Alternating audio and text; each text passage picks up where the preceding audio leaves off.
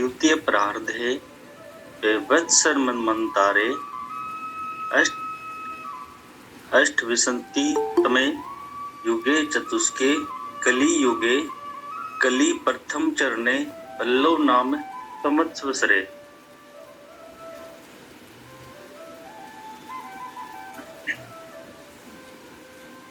सृष्टि संवत 1,98,08,53,123 युगाब्द संवत 5123 विक्रमी संवत 2078 दिन शनिवार तिथि द्वितीय महा ज्येष्ठ नक्षत्र आर्द्रा पक्ष शुक्ल ऋतु ग्रीष्म सूर्य उत्तरायण दिनांक 12 जून 2021 पूर्ण विश्व के लिए मंगलमय हो। आज चंद्र दर्शन करना अति उत्तम है। आज विश्व बाल श्रम निषेध दिवस भी है। आप न मनोरथे न हि सुप्तस्य सिंहस्य प्रविशन्ति मुखे मृगः। अर्थात उद्यम यानी मेहनत से ही कार्य पूरे होते हैं, सिर्फ इच्छा करने से नहीं। जैसे सोए हुए शेर के मुंह में हिरण स्वयं प्रवेश नहीं करता, बल्कि शेर को स्वयं ही प्रयास करना पड़ता है, परिश्रम करनी पड़ता है, कठिन मेहनत करनी पड़ती है। वैसे ही हमारे लिए भी जिंदगी में प्रयास, मेहनत, परिश्रम बहुत ज़रूरी है। आलस्य कुतो विद्या अविद्यस्य कुतो धनम अधर्मस्य कुतो मित्रम अमित्रस्य कुतो सुखम। अर्थात आलसी को मित्र कहाँ, अनपढ़ मूर्ख को धन कहाँ, निर्धन को मित्र कहाँ और अमित्र को सुख कहाँ। नमस्कार। सर्वे सन्तु निरामया सर्वे भद्राणि पश्यन्तु मा कश्चित् दुःखात् भवेत्। आज सारे ईश्वरों को नमन करते हुए, माँ सरस्वती को नमन करते हुए, श्री श्री शंकर देव जी को नमन करते हुए आज मैं अपना विचार आपके सामने रखने चाहती हूँ। इन सबका आशीर्वाद और आप सबके स्नेह और आशीर्वाद की मुझे आवश्यकता है, जिससे कि हम इस कार्यक्रम को सफल बना सके। विषय हमने लिया था सेवा। सेवा बहुत 2 अक्षरों का शब्द है, लेकिन इसका महत्व बहुत बड़ा है। मुझे ऐसा लगता है कि ये सेवा भाव उस व्यक्ति के अंदर आ सकता है जिसके अंदर दया है, करुणा है, किसी और सबसे ज्यादा दया करुणा के साथ वो व्यक्ति बहुत संवेदनशील। जो व्यक्ति संवेदनशील है वही सेवा में आगे आ सकता है, क्योंकि आज हम जितने भी लोग हैं सेवा दे रहे हैं, कहीं ना कहीं किसी भी विषय में, हर जगह जहाँ जुड़े हुए सबके अपने अलग अलग संभाग है, अलग अलग विषय है, तो इतना आसान नहीं होता है सेवा देना। और विशेषतः समाज के अंतिम वर्ग के जुड़े हुए लोगों के साथ आज भी है देने वाले, दानदाता है, दान देने वालों की कमी नहीं है, सेवा करने वालों की बहुत कमी है। सेवा भाव, अन्न लाना, हमारे हृदय में आत्मसात करना, यह बहुत मुश्किल का काम है। विगत वैसे तो 20 वर्षों से जुड़ी हूँ, जब कॉलेज छोड़ा था तब से विद्या भारती से जुड़ी हूँ। शिशु मंदिर में आचार्य रही, फिर प्रधान आचार्य रही। वहां से जो सेवा कार्य जुड़ी हुई था, बचपन में IAS था, PSC क्लियर करी, 2 बार मेंस में रह गई। मतलब वो कहीं ना कहीं मेरे अंतरात्मा में, जैसा गायत्री दीदी ने परिचय दिया, तो मुझे ऐसा लगता है कि यह चीज बचपन से आती है। माता पिता तो आज बहुत प्रसन्न है और पिताजी तो बहुत ज्यादा प्रसन्न होते हैं, माँ थोड़ी सी सामान्य ही साधारण है, तो उनको ये सब नहीं समझता, लेकिन हाँ वो खुश जरूर होती है जब नाम देखती है, पेपर में देखती है या कुछ कार्य देखती है, तो उनको प्रसन्नता तो बहुत होती है। और इन दोनों का बहुत बड़ा रहस्य है मेरे इस संवेदनशील होने का। संवेदनशील होने का लोग ये समझते हैं कि ये तो मतलब इमोशन, मतलब बस कुछ नहीं कर सकते हैं, रोने का काम करते हैं कि इनको रोने के अलावा कुछ नहीं आता। संवेदनशील व्यक्ति ही वो तब रोना आता है, उसके अश्रु जब निकलते हैं जब वो किसी के भावनाओं को अपनी भावना के साथ जोड़ता है। उसको लगता है जो उसके साथ हुआ है वो मेरे साथ हुआ है। किसी को प्रेम करना बहुत मुश्किल है, किसी को गाली देना बहुत आसान है, किसी से छीन लेना कोई चीज बहुत आसान है, किसी को देना बहुत मुश्किल है, निकलता बहुत मुश्किल से है। हम चाहते हैं कि सब हमें मिल जाए, सब हमारा हो जाए, लेकिन हमारा ऐसा नहीं होता हाथ देने के लिए। तो सेवा भाव तभी आ जा सकता है जब हम संवेदनशील हैं, तब हमारे अंदर करुणा है, हमारे अंदर स्नेह है, हमारे अंदर दुलार है। और विशेषता जैसे मैंने पहले भी कहा कि समाज के अंतिम वर्ग के लोगों के बीच में जाना बहुत मुश्किल है, उनके साथ रहना बहुत मुश्किल है। बचपन में बहुत गरीबी भी देखी है, लेकिन शिक्षा को महत्व दिया पिताजी ने। मतलब 20-25 लोगों के परिवार को पापा खुद अकेले संभालते थे। पिताजी दादाजी जो थे तो वहाँ अस्थमेटिक हो गए थे, उनका काम ऐसा था कि वो काम नहीं कर पाते थे। तो वहां से जो एक डीएनए बोलते हैं ना कि सब चीज डीएनए से आती है, तो वो चीज हमने देखी, पिताजी को देखा कि सबके लिए सेवा कर रहे हैं। उनका एक एक जो उन्होंने भोगा है, उन्होंने जो सहा है, और उन विकट परिस्थितियों से निकल के आज वो के ऊपर आए हैं और जीएम एयरपोर्ट के जीएम से रिटायर हुए। और हम दोनों भाई बहनों को यही शिक्षा दी उन्होंने कि पढ़ाई करो और आगे बढ़ो और हमेशा अपना हाथ ऐसे रखो। मेरी और पिताजी की बहुत बनती थी, मतलब बहुत बातें, चाहे वो घर का मैनेजमेंट हो, चाहे फिर वो शिक्षा के क्षेत्र को हो, चाहे फिर वो किसी भी क्षेत्र में हो, महिलाओं से जुड़ा हुआ हो। मतलब कुछ कंसेप्ट तो मैंने पापा के क्लियर करे। मतलब ये कहा जाता है कि आत्मीयता मेरी हर किसी से बन जाती है, रिश्ते हर किसी से बन जाते हैं। तो और वो आज मेरा दिन भर अगर काउंसलिंग का काम करूं तो मतलब कम पड़ता है। कई बार तो ऐसा होता है कि ये परेशान हो जाते हैं, मतलब भोजन करने का समय नहीं मिलता। बस इतना फोन आता है कोरोना के समय, उसके पहले तो काउंसलिंग का काम चलता ही था। तो यह चीज बचपन से मिली हुई है, डीएनए से मिली हुई है। क्योंकि जिस परिवेश में मैं पढ़ी तो वहां पर देखा मैंने, वो एक मात्र पिताजी को देखा कि वो अपने माता पिता की सेवा कर रहे हैं, भाई बहनों की देखभाल कर रहे हैं। उनको समाज में खड़ा होने के लिए सपोर्ट की बहुत आवश्यकता होती है। वो चीज अंदर आ रही थी कि हाँ भाई कुछ होता है, अपन कुछ करना चाहिए। तो यही चीज आके अंदर मेरे भर गई कि हाँ मुझे समाज में कुछ करना है। लेकिन पढ़ाई करने के दौरान ये सब नहीं सोचा कि भाई ये करूंगी। ये सोचा था आईएएस बनेंगे, कुछ अच्छी कुर्सी पे बैठेंगे, तब जाके बहुत अच्छा होता है। आज हमको जाना पड़ता है ना, अपन बस्ती के लिए काम करना है या अपन संगठन के लिए काम करते हैं तो बड़े बड़े अधिकारियों से बात करना पड़ती है। तो आज वो थोड़ी सी कमी लगती है कि आज हम उस कुर्सी पे होते तो अपने वाले लोगों के सहयोग कर सकते, फिर भी अपना काम तो चल ही रहा है।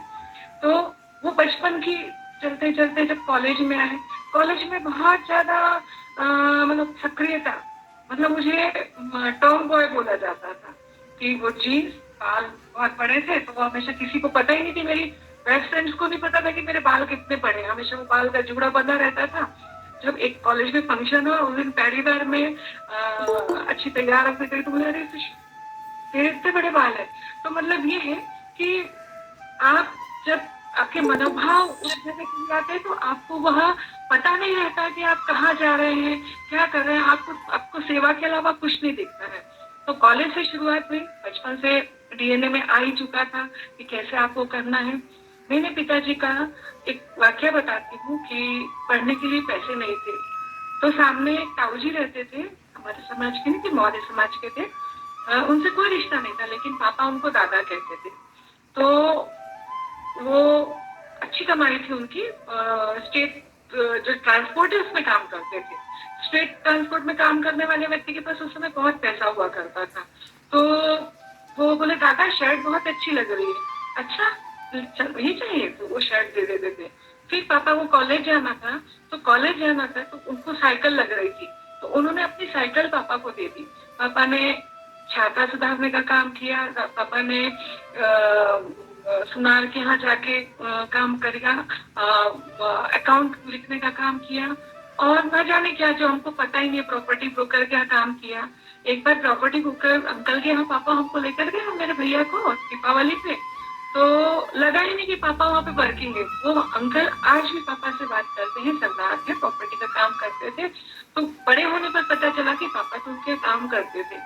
अब ये तो पापा ने कभी नहीं बताया। ये कब पता चला, जब वो कॉलेज पढ़ रहे थे और वो जो ताऊ जी थी उनकी बेटी के विवाह का समय आया।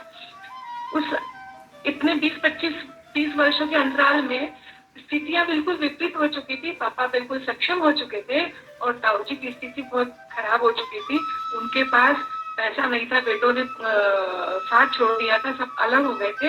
उनकी एकमात्र बेटी थी मीनू दीदी, वो कम से कम 40-45 साल की हो चुकी थी। उनका विवाह नहीं हो रहा था, बड़ी मुश्किल से उनका विवाह हुआ। पापा को पता चला तो पापा ने खुद भी गए, पिताजी भैया को और मम्मी को भेजा 40-50 हजार रुपए लेकर। और उसके बाद एक मांग टीका आता है जो मेरे लिए उन्होंने बना के रखा था, विवाह के लिए बना के रखते हैं ना पिताजी की, भाई बेटी की शादी होगी तो तैयारी करके रखते हैं। तो ना वो मांग टीका बड़े जतन से बना के रखा था। जब उनको पता चला कि उनकी स्थिति परिस्थिति ठीक नहीं है, वो पैसे लेके भैया को भेजा, खुद नहीं गए कि भैया उनको ऐसा लगेगा कि ये कुछ करने आए हैं। और वो पैसा और वो मांग टीका लेके मम्मी और वहां गए और ये कहा कि इन्होंने कहा है कि आपको जो भी जरूरत हो तो वो ले दे। पापा का जब जा रहे थे, वो मम्मी को भेजा तो ये कह रहा था कि आज मेरा वक्त आ गया है मेरा कर्ज उतारने का, कि आज मैं जो भी हूँ, आज मेरे पास जो भी, अगर मैं पढ़ाई लिखाई नहीं किया होता तो मेरा जॉब कैसे लगता, फिर मैं इंटरनल एग्जाम देके इतने ऊपर कैसे जाता। तो आज मुझे उनका कर्ज, तो ये जो डीएनए की बात करी, तो ये डीएनए अपने अंदर तभी आ सकता है जब हम परिवार, हम कहते हैं कि विद्यालय शिक्षा दे सकता है। शिक्षा के क्षेत्र में मैं 25 साल से जुड़ी हूँ। जब मैं कॉलेज पढ़ रही थी, 12th पास करके ही आई थी, उस पर भी आऊंगी मैं। तो शिक्षा हम विद्यालय से दे सकते हैं, लेकिन संस्कार परिवार से ही मिलते हैं। हम जब संस्कार केंद्र पे बात करते हैं तो संस्कार केंद्र पे सबसे पहले मैं बच्चों के साथ माता पिता को भी बुलाती हूँ, जो आ सके दोनों में से, कि भाई सबको लगता है बच्चा स्कूल जाएगा, स्कूल से सब सीख ले, सब सीख रहे। मैं विद्या भारती के कार्यालय में काशीपति जी के साथ बैठी थी दिल्ली में, तो बात चल रही थी तो कि क्या चलता है। इतने में एक फोन आया कि मैम ये मैगी की जिद कर रहा है, मुझे स्कूल आने के लिए नहीं देख रहे। मैंने बहुत प्यार से समझाया, मैंने फोन पे बच्चे से बात करी तो काशीपति जी बोलते हैं कि वर्तमान में ये हो गया है कि शिक्षा देने वाले टीचर ही बच्चों के लिए सब कुछ हो गए। मैंने कहा आप मुझे ये समझिए कि मैं बहुत सारे रोल निभाती हूँ, एक माँ का भी निभाती हूँ, एक केयर टेकर का भी निभाती हूँ, एक काउंसलर का भी निभाती हूँ, डांट लगानी पड़ती है तो डांट भी लगाती हूँ, और जब बच्चों के साथ खेलना पड़ता है तो खेलना भी पड़ता है। तो वह जो संस्कार पिताजी से मिले वह सीखा नहीं बहुत, और ये सहृदयता आना बहुत आवश्यक है। कहना बहुत आसान है, बहुत आसान है कि हम जाके ये करेंगे वो करेंगे, पैसा हम दे सकते हैं, लेकिन वो स्नेह और दुलार देना किसी को भी बहुत मुश्किल का काम है। तो ऐसे बढ़ते बढ़ते कॉलेज है, कॉलेज से शुरू किया। चुनाव राजनीति में आने का कभी नहीं था। मेरी एचओडी थी, वो मुझे बहुत स्नेह करती थी, और स्नेह इतना बड़ा, उनका नाम ही स्नेह लेता था, माँ बोलती हूँ मैं उनको, तो स्नेह था माँ, आज भी मेरे उनसे संपर्क है। अब वो जो स्थिति थी कि बहुत अच्छी, कॉलेज तक आते आते वो इतनी अच्छी स्थिति नहीं थी, लेकिन हाँ फिर भी बहुत अच्छा हो चुका था। तो कॉलेज में मिस कॉलेज कंपटीशन था, तो मुझे बोले कि आपको लेना है, मतलब मुझे नहीं लेना है क्योंकि मेरे पास अच्छे कपड़े नहीं है, मतलब मेरे पास जींस टी शर्ट हुआ करता था, और मतलब बहुत रेयर कपड़े होते थे, 4-5 जोड़ होते थे, ऐसे आज अलमारियां भरी वैसे नहीं होते थे। और ये हम सब ने देखा है कि हमारे पास क्या, हम जिन परिस्थिति से गुजरे हैं। तो उन्होंने मुझे अपने घर लेकर गए और उन्होंने अपना पूरा वार्डरोब खोल दिया, क्योंकि उस समय प्रोफेसरों की, लेक्चररों की आज जैसे सैलरी 1.5-2 लाख रुपए, उस समय 70-80 हजार रुपए हुआ करती थी, जो उस समय राजा महाराजाओं के ठाट बाट से थी। और वो जो एचओडी थी हमारी स्नेता माँ, और मैं, हम मित्रवत बात करते थे, मतलब वो सामने अपनी कुर्सी पे बैठती थी और मैं इधर जहाँ बच्चे लोग बैठते हैं वहाँ बैठती थी, और हम दोनों की मित्रता बात। आज मैं जो साहित्य के क्षेत्र में हूँ, आज मैं उनको प्रणाम करती हूँ कि आज मैं जो भी हूँ उनकी वजह से। किताबें वो हम स्कूल के, कॉलेज के लिए लाइब्रेरी के लिए लाते थे, मेरे पास पैसे नहीं होते थे कि मैं साहित्य की किताबें पढ़ लूँ, तो वह मुझे साथ मिल जाती थी। पुस्तक मेला लगता था, सुषमा तुझे जो चाहिए ले ले, कहने का मतलब तात्पर्य ये है कि आप अपने जीवन से सीखेंगे कि आपको सूक्ष्म सोचना पड़ेगा, विचार करना पड़ेगा। ये तो मैं दिला दी मुझे क्या फर्क पड़ता है। पापा ने दिला दिए थे, उन्होंने पढ़ा दिया था, पैसे दे दिए थे और हो गया, पापा का काम पढ़ लिए, आज आवश्यकता थी तो बस दे देते। इतना सोचना और हमने आत्मसात करना मुझे नहीं बताया किसने। तो यही वहां से पिताजी से सीखना, स्नेहता माँ से सीखना, और भी बहुत सारे अनेक ऐसे हैं किस्से हैं कि अब वार्डरोब में साड़ी उन्होंने दे दी। 3 राउंड हुए थे जिसमें कि एक अपना नॉर्मल कैजुअल होता है, एक वेस्टर्न था, वेस्टर्न की जींस टी शर्ट तो रही थी, और थर्ड राउंड में आपको भारतीय संस्कृति के परिधान में वेश में आकर आपको प्रश्न देखे। उस दिन मैं मिस कॉलेज में गई थी। सोचिए कि मैंने कब भी कुछ नहीं देखा था, सुना था। उस माँ ने, उस शिक्षिका ने, जो कि मेरी माँ का संबंध बन गया था, उनके कारण मैं मिस कॉलेज बनी और वहां से मेरे को आगे का राह मिली। मैंने एसएसएस को ज्वाइन किया, उन्होंने बोला तुम एनएसएस ज्वाइन करो, बहुत सेवा कार्य किए, फिर भी संतुष्टि नहीं थी, क्योंकि हमारे यहाँ वसुधैव कुटुंबकम का बोला गया है कि हमारी सनातन संस्कृति, हमारे भारतीय परिवेश वसुधैव कुटुंबक की बात करती है, लेकिन फिर भी कहीं ना कहीं कुछ कमी रह जाती है। और वो वसुधैव कुटुंबकम हम किस लिए हर विषय में, चाहे वो पर्यावरण हो, मैं सिर्फ सेवा वृत्ति की बात नहीं कर रही हूँ, पर्यावरण हो, चाहे वो जल संयोजन हो, उनका संरक्षण हो, पशु पक्षियों से प्रेम हो, कोई भी पक्षी पशु, हम सिर्फ गौ माता की बात नहीं करते, हमारे सनातन संस्कृति में सारे जीवों की बात करिए। हम एक चींटी को भी आटा खिलाते हैं ना। अब इसका कंपैरिजन हम देखते हैं, और ये सोचना चाहिए कि हम जो गाय को रोटी खिलाना है, कुत्ते को रोटी खिलाना है, चींटी को आटा देना है, मछलियों को आटा देना है, तो गुड़ खिलाना है, इसके पीछे हमारी संस्कृति ने सिर्फ सेवा भाव भी सिखाया है कि कहीं ना कहीं किसी रूप में। हाँ, एक चीज और है कि जो लोग नहीं मानते हैं तो उसको डर दिखाकर भी कि भाई तेरा राहु खराब है, तेरा केतु खराब है। मेरा ऐसा मानना है कि अगर आप सेवा भाव में रहेंगे, सेवा की अगर आपके अंदर है, तो आपके सारे राहु केतु सब ठीक हो जाएंगे, कोई मंगल का नहीं रहेगा, और कोई सारे साथी लड़ाइयाँ क्या चलती है तो कुछ नहीं रहेगा। ये मेरा साक्षात अनुभव है कि आप किसी भी मुसीबत में होंगे और कहीं ना कहीं आपको ईश्वर मदद कर दे ही देगा। अभी जैसे कोरोना काल में हुआ कि स्थिति खराब थी कि डायबिटिक है, और डायबिटीज मेरी बहुत ज्यादा बढ़ी हुई थी, 112 की करीब चल रही थी, 112 से ऊपर की थी, तो घबरा गए सब लोग, भयावह स्थिति हो गई थी 3-4 दिन। लेकिन कौन आया, आज भी जब सब बात करते हैं तो विवाह कार्यवाही को फोन आया, मतलब मेरी सक्रियता कम हो गई। मेरी सक्रियता कम होने से डाउट हो गया सबको कि क्या हो रहा है, ना स्टेटस आ रहा है, ना कुछ बात हो रही है, ना कुछ सक्रियता दिख रही है समूह में, ना बस्ती में दिख रही है, ना फोन आ रहा है कि पैसा वहाँ लग रहा है, ऑक्सीजन लग रहा है, अपन सभी काम कर ही रहे थे। तो जब अभी परसों के दिन जब उनसे बात हुई तो उन्होंने कहा कि दीदी कोई सदकारी है जो बचा ले गया, मतलब ना मुझे ऑक्सीजन सिलेंडर बहुत कम हो गया था ऑक्सीजन, लेकिन ऑक्सीजन सिलेंडर की कमी नहीं हुई लगी, हॉस्पिटल में एडमिट नहीं होना पड़ा, बहुत ज्यादा दवाइयाँ नहीं खानी पड़ी। आरोग्य भारती के पैसा में उन्होंने मुझे सिर्फ वो छोटी छोटी पिल्स की कर दिया है, बस हफ्ते भर में। एक दिन तो ऐसा हुआ था कि 15 मिनट पहले शुरू में 2-3 दिन बुखार आता था, 15 मिनट रहता था, 15 मिनट। 5वें दिन, 6ठे दिन, 7वें दिन ऐसा हुआ कि 4-4 घंटे मुझे बुखार आने लगा, 5-5 घंटे रात भर, और टेम्परेचर भी बहुत ज्यादा रहता था। समस्या ये है कि उठ नहीं पाती थी, जल्दी बल्दी रात भर जागती थी, रात भर उनको फोन कर दी, बस उनको ये था कि टेंशन नहीं लेना, दवाई लो, और कोई आवश्यकता नहीं। भयावह की पिछले साल काउंसलिंग करी है 1,500-2,000 लोगों की, लेकिन अब जो काउंसलिंग करूंगी उसमें बहुत अलग लगेगा, क्योंकि वो पीड़ा मैंने भोगी है। पिछले साल था कि भाई आप ये कीजिए, आप वो कीजिए, आप ध्यान रखिए, क्या कीजिए, नकारात्मकता मत आना कीजिए। वो जो 1,500-2,000 लोगों की काउंसलिंग कर सकती है, उसमें जब बीती है तो उसको पता है कि कितनी नकारात्मकता आ रही है। लगा मेरी, जब मैं थोड़ी ठीक हुई और मेरे हस्बैंड से बात हुई तो उन्होंने मुझसे कहा कि क्या सोचा तुमने इन क्वारंटाइन समय में, इस पूरे समय में। तो उन्होंने अपना विचार बताया कि हम दोनों के विचार बिल्कुल मिलते जुलते थे।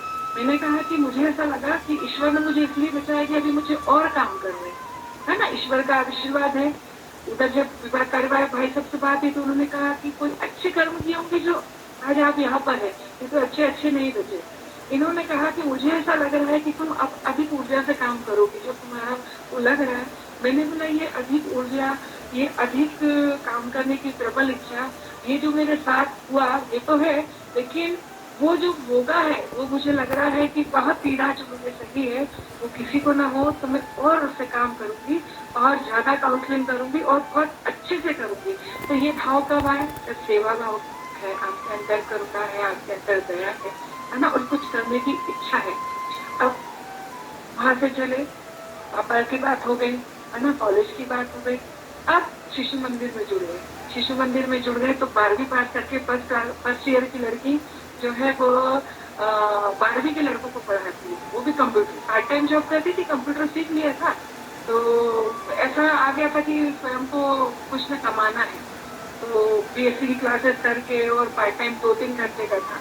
और वहाँ जो एक आया, एक बहुत ज्यादा परिवर्तन, इतने बड़े लड़कों को पढ़ाना, कुछ लड़के तो गुटखा उटका खाते थे, और वहां से होता कि ये मुझे पहले लगता कि इतनी सी तो लड़की है, क्या करेगी आपको, क्या पढ़ाएगी, तो रैगिंग जैसा लगने की कोशिश करते थे, लेकिन एक पॉजिटिविटी की तटस्थ बनी रही। और एक जब मैं जा रही थी छोड़ कर, तो वहाँ पे पूरा स्कूल रो रहा था। क्यों? क्योंकि मैंने वो बदमाश बच्चे को भी ठीक कर दिया था, उनके मुंह से तंबाकू निकाल दिए और ऐसे फेंक दिया था। मैंने कहा था झुकते हैं कंप्यूटर सिखाने के लिए, तो ऐसे पास में रहते हैं, तो जैसे झुकी तो स्मेल आई। मैंने क्यों आ रही, कुछ खाया, गुटखा उत्ता खाया, तम्बाकू खाए?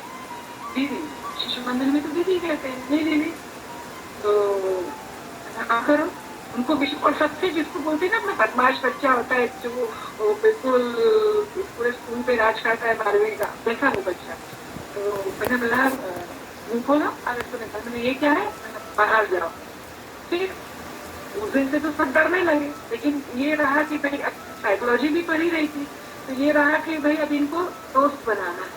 अब धीरे धीरे फिर उनके साथ फुटबॉल खेलना, वॉलीबॉल खेलना, जब कृष्ण जन्माष्टमी आती थी तो उनके साथ कीचड़ में मटकी फोड़ना। तो जब हम इंटरेक्शन होगा, हम उनसे बातचीत करेंगे, तो हर कोई भी व्यक्ति वो अपना बन जाएगा। तो बच्चों के साथ पहला अनुभव रहा कि उनको कैसे अपना बनाना है, तो उनके साथ खेल के। अब हमेशा होता है कि बड़ी बड़ी क्लासों में कॉमर्स और मैथ्स और बायोलॉजी में एक टशन रहता है, मैथ्स वाले अलग रहते हैं, कॉमर्स वाले अलग रहते हैं। अब हुआ क्या कि झगड़े हो गए विद्यालय में, और ये हुआ कि मैं गई नहीं उस दिन विद्यालय। मैं अगले दिन गई तो मुझे शिकायत करते हैं दूसरे आचार्य की, कि आपने अपने बच्चों को बहुत बिगाड़ रखा है। बोले प्राचार्य के, प्रधानाचार्य के पास जाना। बोला तो बोले हमारी छुट्टी आएगी जब तक हम नहीं जाएंगे। तो मैंने उन लोग कोई गलती नहीं की थी, कुछ नहीं रहता है, सिर्फ उनको ट्रीटमेंट की आवश्यकता होती है बच्चों को। तो बच्चों को कैसे ट्रीट कर रहे हैं, अगर हम सबके सामने उनको डांट देंगे, मार देंगे, चिल्ला देंगे, सजा दे देंगे, मुर्गा बनाना और थप्पड़ मारना बहुत आसान है, लेकिन प्यार से उनको सुधारना बहुत मुश्किल है। तो वो क्यों बदले? वो बच्चे जो बदमाश कंपनी थी पूरी की पूरी सिर्फ स्नेह से बदली। मैंने बोला आपको यहाँ खड़े रहना है, मतलब खड़े रहना। उस समय उम्र भी ज्यादा नहीं थी, लेकिन अनुभव में ले रही थी, अनुभव वह मेरे आने किसी काम आए। अब मैं जैसे जैसे आगे बढ़ी, पढ़ाई हुआ, अब फेलोशिप पढ़ाई में लग गई थी, PhD करके एमफिल किया। एमफिल की जो यात्रा है वो ऐसी है कि भाई IAS बनना है, PhD क्लियर करना है, कलेक्टर बनना है, डिप्टी कलेक्टर बनना है। 8th क्लास में मेरे सर ने मुझसे पूछा था क्या बनना है, तो मैंने किरण बेदी बनना है, तो वो जब से मुझे सैल्यूट मारते थे। लेकिन किस्मत ये रही कि शायद मुझे इस फील्ड में आना था, इधर समाज सेवा करनी थी, तो शायद मुझे वो राह नहीं मिली। और कुछ मेरी कमजोरियाँ रही कि शायद मैंने पढ़ाई ढंग से नहीं की, तो मेहनत करने वालों की कभी हार नहीं होती। आज मैं दूसरों को गलती नहीं देती, मुझे ऐसा लगता है कि मुझ में ही कहीं कमियां रही होगी, इसीलिए ये सब चीजें घटित हुई। भले IAS न बन पाई, भले मैं डिप्टी कलेक्टर न बन पाई, भले मैं IPS न बन पाई, लेकिन आज मैं जो कर रही हूँ बहुत आत्मविश्वास है बात है। और शायद मेरी लेखनी से वो समाज की तरफ जा रहा है, वह मेरे विचारों से समाज में फैल रहा है। और आज मेरे पास जो 400 बच्चे हैं और 19 बस्तियां हैं, उसके द्वारा मैं अपने विचार अपने संस्कार, अपनी शिक्षा उन बच्चों के माध्यम से उन समाज के अंतिम वर्ग में रहने वाले बड़े बूढ़ों को सिखा रही। आज मुझे ऐसा लगता है कि जो परिवर्तन मैंने बस्ती में किया है वह सिर्फ आत्मीयता और प्रेम के कारण। अब आते हैं मूल मुद्दे पे, जो सेवा का भाव है। ये कैसे किसी व्यक्ति के अंदर सेवा भाव आता है, वह आता है उसके संस्कारों से, उसकी शिक्षा से। मुझे मेरे परिवार भी वैसे ही मिला, मुझे मेरे शिक्षक भी मुझे वैसे मिले। मतलब मेरा टीवी भी बहुत अच्छा था कि मेरे में संवेदनशीलता थी। मतलब आप किसी के दुख में दुखी हो सको, आप किसी के सुख में सुखी हो सके, इससे बड़ा सेवा क्या हो सकता है। बहुत बड़े कार्य नहीं करना है, कोई खिला नहीं फतह करना है, कोई खिला नहीं जीत के लाना है, कोई बहुत करोड़ों रुपयों का दान नहीं करना है। जिसके पास है वो तो देता ही है, लेकिन जिसके पास नहीं है वह सिर्फ अपनी आत्मीयता प्रेम से कुछ नहीं करना है, सिर्फ बदलना है, बात करना है, और उससे वो व्यक्ति को अगर किसी मुसीबत में उसको बदल सकते हैं। अब मेरा यहाँ पर आना हुआ, यहाँ पर भी संघर्ष चालू हुआ, ससुराल में संघर्ष चालू हुआ। तो उसके बाद मैं अपना काम कर रही थी। मुझे मतलब वहाँ इंदौर में संघ से जुड़ी, संगठन से जुड़ी मैं, लेकिन यहाँ पे अपने काम में जुड़ गई। शुरू के 4-5 वर्ष तो घर में लगता ही है समझने के लिए सबको बहुत बड़ा परिवार। घर की शुरुआत कैसे हुई, वसुधैव कुटुंबकम की बात करें कि परिवार में 5 देवर जेठ हैं, सब बाहर रहते हैं। हम लोगों को बाबूजी का ऐसा था कि वो यहाँ से छोड़ के कोई भी नहीं जाना चाहता अपनी मिट्टी से, जो जहाँ रहते हैं। हमारे बुजुर्ग तो खैर पुराने, हम तो नई पीढ़ी के, हम तो कहीं भी भेज लेंगे, और हम जो समाज सेवी, हमको तो कहीं भी भेज दिया जाएगा। किसी भी कोने में भारत में अरुणाचल प्रदेश पहुंच जाएगा तो हम तो मक्कड़ ही रहते हैं, कहीं भी पहुंच जाते हैं। लेकिन जो हमारी पुरानी पीढ़ी है वो तटस्थ है, वो अपनी जगह से जड़ों से हिलना नहीं चाहती। उनको लगता है ये मेरा माहौल कोई भी हो, अपने पिंजरे में वो सुरक्षित रहना चाहता है। तो हमने डिसीजन लिया कि हम सब छोड़ के, काम छोड़ के माँ पिताजी की सेवा करने आएंगे। मतलब मैं तो आई नहीं थी, हस्बैंड ने मेरे बोल लिया। उसके बाद ये होता था कि परिवार में जब वसुधैव कुटुंबकम की बात करते हैं और कुटुंब प्रबोधन के लिए बोलने जाते हैं, तो मैंने ये सोचा कि मैं मंच पे जाके समाज को जोड़ने का, परिवार को जोड़ने का काम करूंगी और उदाहरण दूंगी। तो मेरे घर में क्या होगा, परिवार में 2-2 साल कोई घर पे नहीं आता था, माता पिता से पहले नियम बना दिया तटस्थ होकर। बाबूजी को कह दिया कि बाबूजी आप एक आदेश पारित कर दीजिए परिवार में कि कोई कभी ना आए, लेकिन दीपावली पूरा परिवार इकट्ठा होगा। और वह परंपरा ये भी कोरोना काल में टूटी। मैं तो इतने वर्षों से, 10-11 वर्षों से वो निरंतर चलती आ रही थी। तो यह थी कि वही सेवा भाव आप सबसे पहले परिवार में कौन दुखी है, कौन। अभी मैं बीमार थी तो मेरे ससुर जी सबसे ज्यादा रोए। वो मुझे अपनी बेटी बोलते हैं, सबसे छोटी हूँ मैं, लेकिन वो सारे निर्णयों में मुझे सामने रखते हैं। क्यों? क्योंकि वो परिवार, वो जानते हैं कि सेवा भाव, ऑब्जर्वेशन सबका रहता है कि कौन कैसा है। हम सब अधिकतर माता शक्ति जुड़ी है और हम कहीं ना कहीं किसी भी प्रबोधन में, बौद्धिक में जाते हैं। तो ये उदाहरण इसलिए बता रही हूँ कि आप उदाहरण से अच्छा आप कोई नहीं समझा सकते किसी भी व्यक्ति को। तो वो मुझे कहते हैं कि मेरी सबसे बड़ी बेटी, सबसे बहू तो आप बोलते ही नहीं, और अगर बहू बोलते बोलते हाँ क्या बोल रहे थे आप, इतनी आत्मीयता है। मतलब कि वह आपका परिवार के प्रति आपका डेडिकेशन, आपके विचार जानते हैं कि आप अहित परिवार का कभी नहीं करेंगे। तो वो सम्मान आपको परिवार के सबसे बड़ा बना के देता है। बड़ा और छोटा कुछ नहीं होता है, लेकिन आपके कर्म आपको उसका स्थान दिला ही देते हैं। तो हम ननद के साथ कैसा व्यवहार करना, कई लोग बहुत होते हैं, मतलब मुझे ये समझ ही नहीं आता कि क्यों परिवारों में, कुटुंबों में झगड़े होते हैं। हम थोड़ा सा विचार कर लें। अभी 8 मार्च को हम लोग मातृशक्ति दिवस मनाते हैं, जागतिक महिला जागतिक दिवस मनाते हैं, अंतर्राष्ट्रीय महिला दिवस मनाते हैं। क्या उद्देश्य है? हमारे यहाँ तो राष्ट्रीय महिला दिवस होते हैं। आज हम यहाँ पर आए समूह में, हमारे भाई लोग कितना रिस्पेक्ट देते हैं।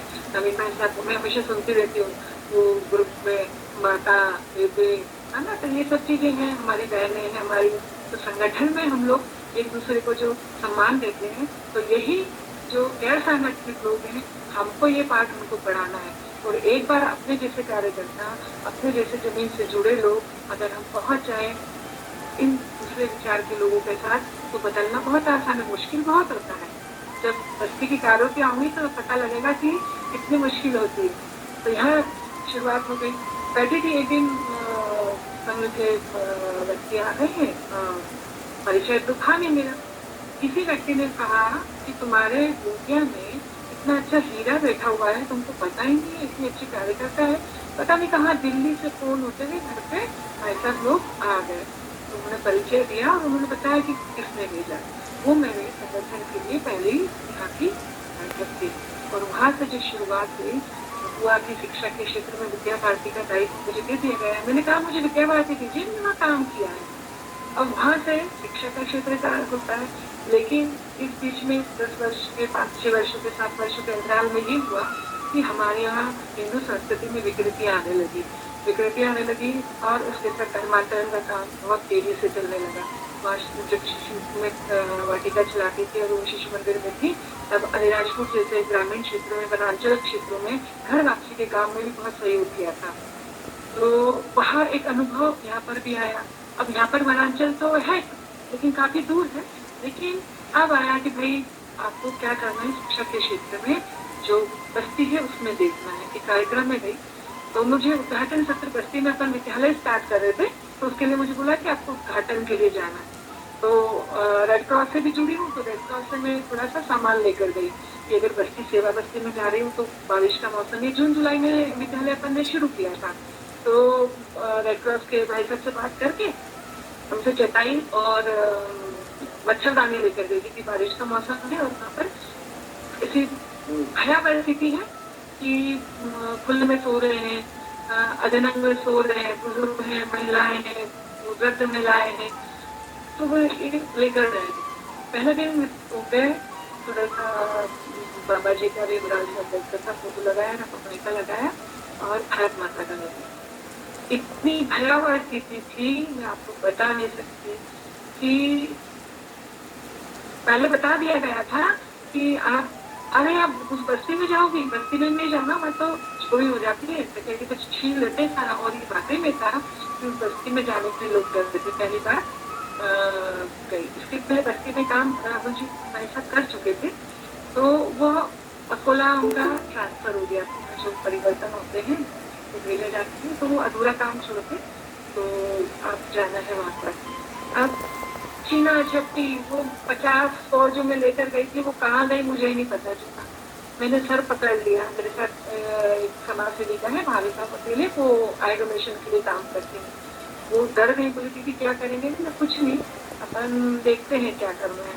फिर अंधेरा हो चुका था क्योंकि शाम को बारिश का समय होता है तो अंधेरा जल्दी होता है। तो हमने बोला कि थोड़ा कीजिए, कल आके या फिर आप लोग आपस में बांट लीजिए। उस दिन ये सोचा कि यहाँ पर जो शिक्षा का अंधकार है उसको दूर करना है। अगर ये दूर हो गया तो अपनी सारी समस्याएं दूर हो जाएगी। समाज इतना पिछड़ा हुआ है, शहर के बीच कॉर्नर में एक बस्ती है जहाँ खाने को नहीं है, कपड़े नहीं है, व्यवहार नहीं है, रोजगार नहीं है। रोजगार है लेकिन वो पैसा कमाते हैं, लेकिन वो कहाँ जा रहा है हमको नहीं पता है। जीवन लाइफ मैनेजमेंट जिसको बोलते हैं, जीवन प्रबंधन, जिसके अंदर सारे आयाम आ जाते हैं, चाहे वो शिक्षा का प्रबंधन हो, चाहे जो टाइम मैनेजमेंट हो, समय का प्रबंधन हो, ऐसे 8 आयाम हैं जीवन प्रबंधन के अंदर। तो मूल तो उनको जीवन प्रबंधन का यही नहीं पता था कि कैसे जीवन को प्रबंध किया जाता है। सवेरे उठे, खाना ब्रश व्रश किया नहीं रहे, और खाने में तो देखिए बच्चे में वो थे और जो झोला टांग के निकले वो कचरा धोने के लिए, बच्चों का क्या हो रहा है नहीं पता। वो शाम को आ रहे हैं, 1500 जो भी कमाते बहुत अच्छा है, लेकिन उसका मैनेजमेंट, उसका प्रबंधन अच्छा नहीं है, इसलिए गरीबी है और शिक्षा का अभाव। रात को आते हैं, वो जो भी बनाया खाया या भीख मांग के जो भोजन आता है वो खाए और सो गए, दारू पिए और सो गए। बच्चे ने क्या किया, बच्चे को क्या हुआ, बच्चे ने गलत रास्ते पे गए हैं, दारू पी रहे हैं, जुआ खेल रहे हैं, सट्टेबाजी हो रही है, बहुत माहौल खराब। आप जा नहीं सकते, इतनी गंदी बदबू, इतने गंदे बच्चे लगते, नहाए नहीं है, जैसे वो जटाएं हो जाती है वैसे, और नाक बह रही है, कपड़े हैं नहीं।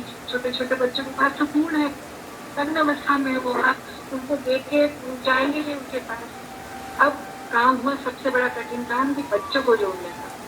तो मेरा प्रशांत भैया है, वो भी स्वयं सेवक है, तो उनका परिचय जो विद्यालय के इसमें गई तभी हुआ। तो बनाया नियोजन की कैसे करना, सवेरे से पहुंच जाते थे 6 बजे, क्या चल रहा है क्या नहीं। आप अगर एंट्री करेंगे तो आप सबसे पहले बदबू से परेशान हो जाए, और बदबू कौन सी, भोजन पकाने की। आप उनका भोजन के बारे में सुनेंगे, आप शायद पता नहीं क्या हो कि आप सोच के घबरा जाएंगे।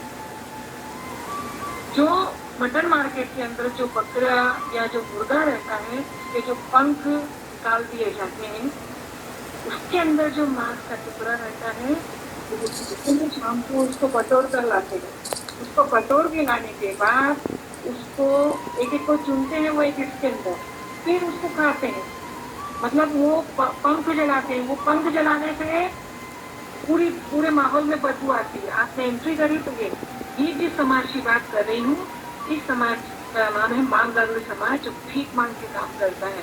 वह काम जो ये कान में मैल निकालने के, ये चोरी डकैती का, इनके पूर्वज चोरी डकैती में डेकॉइट्स थे, डकैती का काम करते थे। हमने पढ़ा भी है हमारे पुराने इतिहास में कि डकैतों भी राजा महाराजों को लूटने का काम करते थे, चोरी डकैती का काम करते थे। ये वो समाज, वो प्रजाति है जो आज ये काम कर रहे साफ करने के लिए पंजाब, हरियाणा, राजस्थान, यहाँ पर ये सब दूर जाते हैं। इसका प्रभाव ये पड़ता है कि ये रोजगार के लिए पूरे भारतवर्ष में फैले हुए। ये भारतवर्ष में फैल के अब जब ये घुमक्कर जन जाती है तो फिर इनकी ना शिक्षा है, ना स्वास्थ्य है, जीवन प्रबंध ही नहीं है, जीवन का प्रबंधन का कोई जरिया ही नहीं है, शिक्षा ही नहीं है, सोचने का, समझने की शक्ति नहीं है। शिक्षा आएगी जब उनको कोई बताने वाला होगा तभी तो होगा। वो तो वही ढाले पे चले आ रहे हैं, बस परिवर्तन ही हो गया। 70 वर्ष 72 वर्ष की गुलामी के बाद जब हुआ, हम आज भी उनकी स्थिति वही है। और अधिकतर सिर्फ ये है कि इनका उपयोग किया गया है, इनके साथ एक दुर्व्यवहार किया गया है। जैसे उस दिन बात चल रही थी समूह में, प्रदीप भाई सर ने कहा भी था कि सेवा कैसे होती है। सेवा जाओगे अपना कर, आपने उनको आत्मीयता दी नहीं, आपने उनको प्रेम से गले लगाया, आपने उससे प्रेम से पूछा कि तुमको क्या तकलीफ है, आपने उनके साथ भोजन किया। अपने यहाँ तो संगठन यही सिखाता है कि भाई सबसे पहले तो उसके साथ बैठो, बातचीत करो। जाते हैं ना प्रचारक लोग, घर आते हैं, भोजन करते हैं, सबसे पहले क्या पूछते हैं, दीदी क्या हालचाल है, सब फोन पे क्या पूछेंगे, हालचाल क्या है, सब बढ़िया है। परिवार में एक एक के बारे में पूछेंगे तो आदमी को लगता है, मनुष्य को लगता है कि भाई इसने मेरी चिंता की है। वहां से पहली सीढ़ी हम पायदान चढ़ते हैं। तो जब बस्ती में जाना हुआ, बच्चों को ढूंढना चालू हुआ, एक एक बच्चे कोई कहाँ डूब रहा है, नाली में बैठा हुआ है, तो कोई कचरा दिख रहा है, नाक बह रही है, गंदे हैं, कपड़े है नहीं, हैंडपंप के नीचे मिलाने का काम सबसे पहले तो आप किसी के नाक साफ कर सकते हैं, घिन आती है ना, वो किया है। बच्चों ने थूक दिया है मेरे हाथ से। वो मेरा एक शिशु मंदिर का जिसके मुंह से तम्बाकू निकाली थी, उससे मेरे हाथ पे नहीं थूका था कि वो भी शिक्षित परिवार से था, एक अच्छे परिवार से था। ये बच्चे कैसे थे, ये बच्चे थे जिनको कुछ पता ही नहीं था, इनको तो मनुष्य की वैल्यू नहीं, उनके माता पिता की वैल्यू नहीं, तो वो हमारी क्या करते। फिर भी वो जो थूकना था, वो लगा कि भगवान ने प्रसाद दिया है, चल अच्छा है। बोलते हैं ना कि हथेलियों की कर्म लाइनें जो रहती है वो आपकी सब दिशाएं बताती है। तो मुझे चल ये प्रसाद मिल गया ईश्वर का कि अपने को अपनी कर्म रेखाएं बदल जाएगी, अगर कुछ बुरा होगा तो बदल जाएगा। तो उसको प्रसाद समझ के एक एक बच्चे को ढूंढना, 4 बच्चे से शुरुआत हुई और आज 400 बच्चे हैं। उसके पीछे बहुत कड़ी मेहनत है। सवेरे 6 बजे से जाके उठाना, उनके साथ व्यायाम करना, एक्सरसाइज करना, योग प्राणायाम सिखाना, और उसके बाद स्कूल भेजना। नगर परिषद के स्कूल, नगर पालिका के स्कूल, म्यूनिसिपल के स्कूल, चाहे वो जिला परिषद, सब स्कूलों में उनके नाम है, लेकिन बच्चा स्कूल आ रहा है इसकी चिंता किसी भी शिक्षक को नहीं, किसी भी प्राचार्य को नहीं है। सिर्फ उनको अपना स्कूल चलाना है, इसलिए उनको एक रजिस्टर मेंटेन करना है, इसलिए बस उनका नाम एनरोलमेंट है वहाँ पर विद्यालय में। तो घर तो छोड़ दीजिए, उनके पास बैग ही नहीं है, उनके पास शिक्षा का कोई भी सामान नहीं है। स्कूल जाना, हाँ जो विद्यालय से सरकारी स्कूल से यूनिफॉर्म मिल जाता है वो उनके लिए पूर्ण हो जाता है। स्कूल जाना चालू किया सिर्फ भोजन के लिए, लेकिन भोजन के लिए उनको चिंता नहीं है, वो तो भी भीख मांग के खा लेते हैं, उनको इम्पोर्टेंस नहीं है। अब जब समाज के लोग हम पहले गए, हमको उन्होंने देखा, मतलब मैं तो ऑब्जर्वेशन करती थी, ऊपर से नीचे तक देखना, जूते पहने, कपड़े पहना, ये लड़कियां फॉलो कर रही है, बड़ी लड़कियां। तो वो ऑब्जर्वेशन फिर नहा के जाना, नहाना बहुत इम्पोर्टेंट है। एक एक चीज स्वास्थ्य सेवा के साथ उनको स्वस्थता स्वच्छता सब बताना पड़ा है। और उसके बाद जब ये कार्यक्रम चलता रहा, आगे आज 4 वर्ष हो जाएंगे कंप्लीट जुलाई में, तो आज ऐसा लगता है कि फिर भी कमी है। क्यों कमी है? क्योंकि हम 2 लोग 3 लोग उस विद्यालय को समय दे रहे हैं, फिर भी शिक्षा को स्कूल के जो अक्षर ज्ञान है उसका महत्व तो है, लेकिन संस्कार देना बहुत आवश्यक है। अभी 15 दिन 20 दिन पहले मतलब ये लॉकडाउन के पहले बैठक को ये कार्यक्रम होने वाला था, तो उस दिन मेरी विभाग प्रचार परिषद से बात हुई। हमने कहा कि शिक्षा के क्षेत्र में तो हम बच्चों को स्कूल में ले आए हैं, लेकिन संस्कारों की अभी भी कमी है। संस्कारों की अभी भी कमी है, क्योंकि वह आज भी हमको समय लगता है कि 6 बजे रात को शाम को 6 बजे विद्यालय लगना है तो 6:30 तक आ रहे हैं। और ये सब चीजों के साथ क्यों ऐसा हो रहा है? क्योंकि हमने तो शिक्षा पे ध्यान दे दिया, हम एक एक को छड़ी बुला के लाते हैं। उनको ये लगना चाहिए कि मुझे विद्यालय जाना है। अब विद्यालय में बराबर चालू होने लगा, ये होने लगे, लेकिन संस्कारों की कमी है। और धर्मांतरण जो दिन बात हुई थी होता है, लेकिन डर के नहीं जाना है हमको वहां पर। क्यों? हम जब उनको अपना बनाएंगे वो कैसे जाएंगे? उदाहरण में देती हूँ कि 99% बस्ती में धर्मांतरण हो चुका था, ईसाईकरण हो चुका था, इस्लामीकरण हो चुका था। आज सब तिलक लगा के घूमते हैं बस्ती में।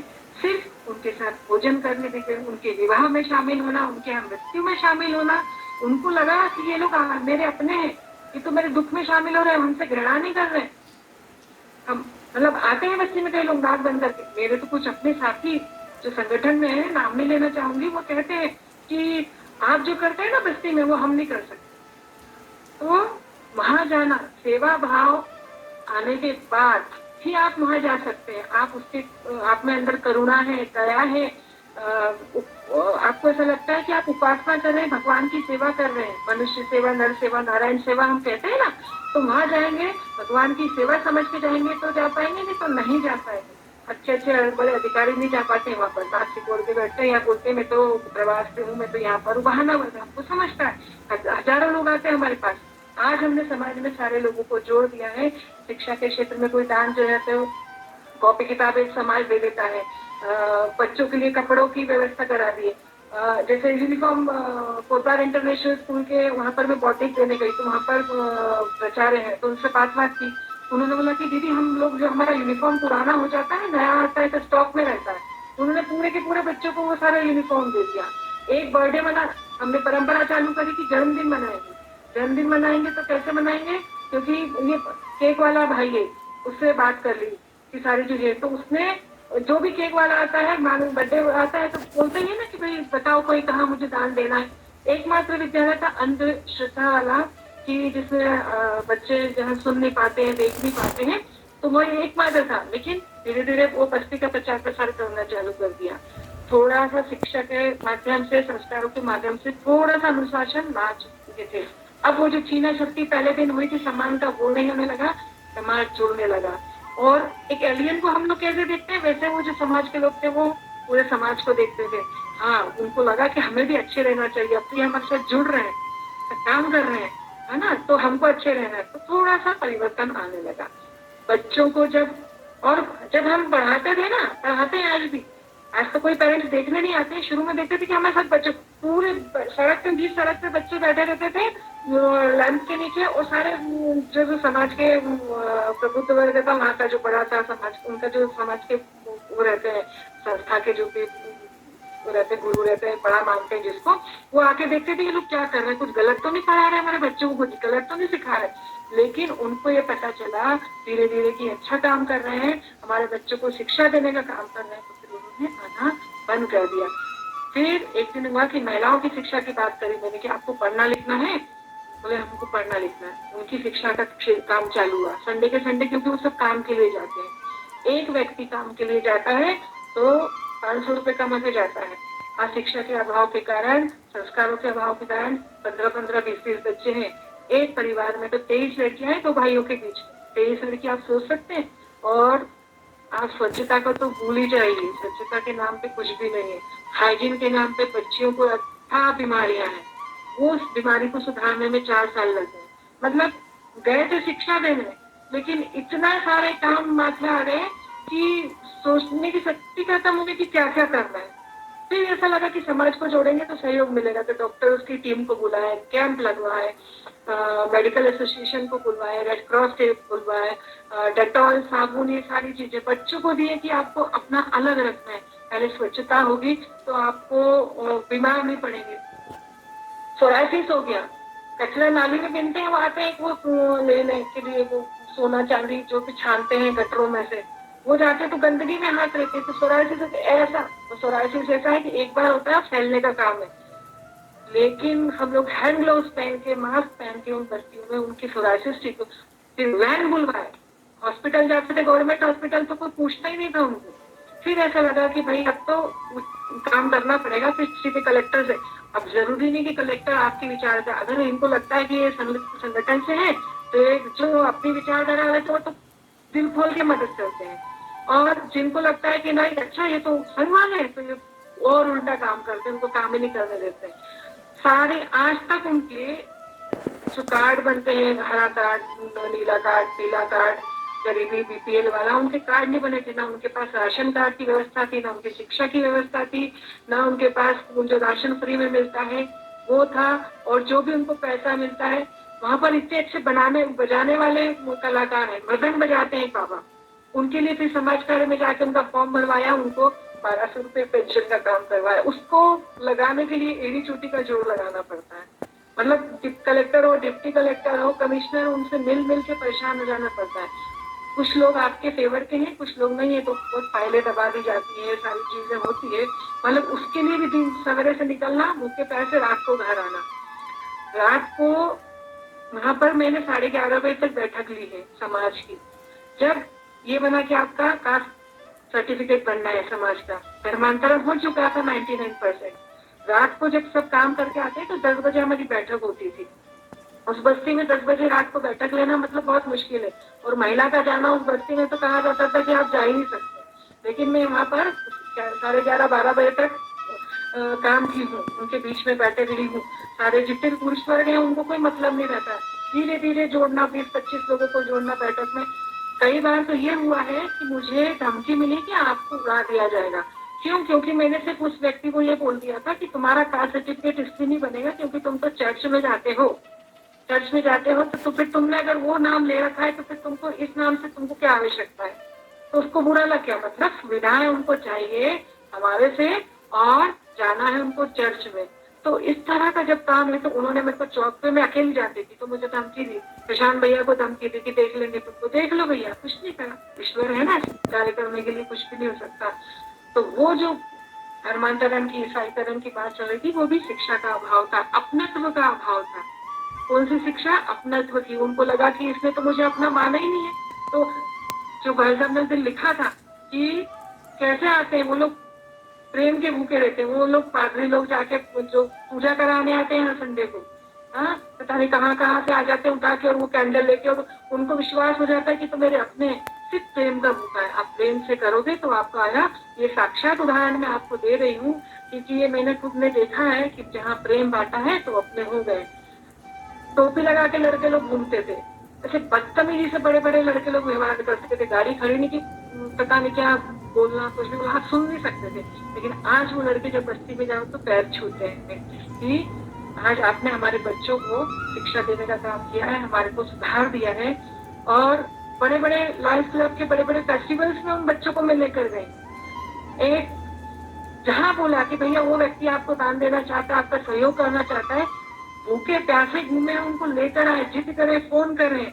और आज कम से कम समाज के 200-250 वर्ग हमारे बस्ती से जुड़े हुए हैं, और अब इन बस्ती से सहयोग करने के बाद 19 बस्तियों को सहयोग करने के लिए वो तत्पर है। इतनी विडंबना है कि आज भी बाल विवाह वहाँ शुरू है।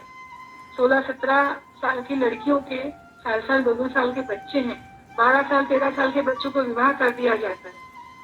उनको नहीं फर्क पड़ता, वो बहुत खुशी खुशी बच्चे लोग स्कूल में, हम लोग और उनके बचपन में रिश्ते तैयार किए जाते हैं। तो हम लोग थोड़ा सा मजाक भी करते हैं कि क्यों कौन है तेरी वाली, ये बता, वहीं पे रहते हैं, आपस में हो जाते हैं इनके रिश्ते। तो हंसते भी है, अच्छा ये है क्या, फिर उसको जैसे कहीं हुआ अरे वो कावड़ा वाली चिढ़ाते हैं फिर कि वो अपनी बात कह सके। लड़कियां जब बात करती हैं, जब बताती हैं अपनी समस्याएं, तो रोना आ जाता है कि उनके साथ कितना दुर्व्यवहार होता है। हाँ, मतलब न खाने को, न पहनने को, न ओढ़ने को, और पुरुष वर्ग सिर्फ दारू पी के पड़ा रहता है। इतने 4 साल जाने के बावजूद भी तो हमारा मूल है कि हम उन बच्चों को ही संस्कार देंगे तो आगे जाके इनमें परिवर्तन आएगा। बच्चे कोचिंग जाने लगे हैं, बच्चे अच्छे अच्छे विद्यालयों में जाने लगे हैं, जहाँ उनको लगता है कि हमको साथ में अच्छे बड़े घर के बच्चों के साथ बैठने को मिला है, तो उनमें परिवर्तन आया है, बहुत ज्यादा परिवर्तन आया है। सिर्फ इस वजह से कि हमने उनको समाज में जोड़ा है, हमने उनको प्रेम से जोड़ा है। चाहे वो शिक्षा का क्षेत्र हो, चाहे वो अपने इष्ट का, अपने धर्म का क्षेत्र हो, चाहे फिर वह प्रेम से अपनी बात मनवाना हो, चाहे वो फिर जिसको अपन कहते हैं ना कि अपने उनके अंदर में वो अपनी बात कहना हो, आत्मसात करवाना हो, उनको अपने जैसा ढालना हो, तो वो सिर्फ आत्मीयता से, प्रेम से ही परिवर्तित किया जा सकता है। ना कि आज कोरोना काल में जब हुआ, काम धंधे बंद हो गए थे, खालसा सेवा दल ने पूरे समय उनको भोजन की व्यवस्था करी। इतना अनाज आया बस्ती के स्कूल के अंदर कि हमने दूसरों को देना पड़ा। सिर्फ इसलिए आया कि हमारी इच्छा शक्ति थी। इच्छा शक्ति कारण हम कोरोना काल में भी उस बस्ती में एक व्यक्ति भी भूखा नहीं सोया। उनको यह शिक्षा दी गई, हाथ आगे नहीं करना। आज आप विद्यालय में जाएंगे तो बच्चों को आप बोलेंगे कि चॉकलेट चाहिए, बिस्किट चाहिए, कभी हाथ आगे नहीं करेंगे। जब अनाज का भोजन पैकेट जाते थे, 3 संस्थाएं जुड़ गई थी, जो एक सवेरे का काम करती थी, एक दोपहर का काम करती थी और एक रात के भोजन का काम करती थी। ऐसे करके हरे माधव और खालसा दल और अन्य संस्थाएं जुड़ चुकी थी। जब बोलते थे कि भोजन पैकेट की आवश्यकता है तो बड़े लोग बोलते थे, नहीं तो हमारी क्या होती कि ना 4 और रख लूं, 5 और रख लूं, जो चटाई